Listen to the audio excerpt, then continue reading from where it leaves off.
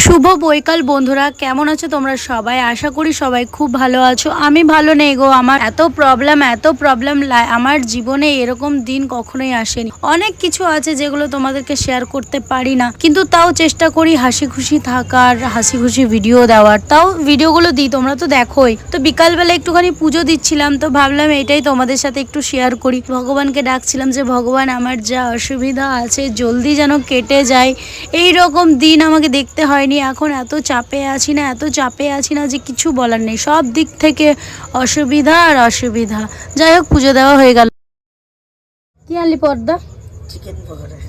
কটা ক টাকা দাম নিল? 20 টাকা। দুটো 20 টাকা?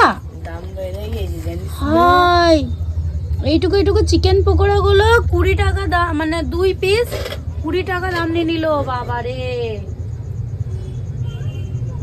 খা।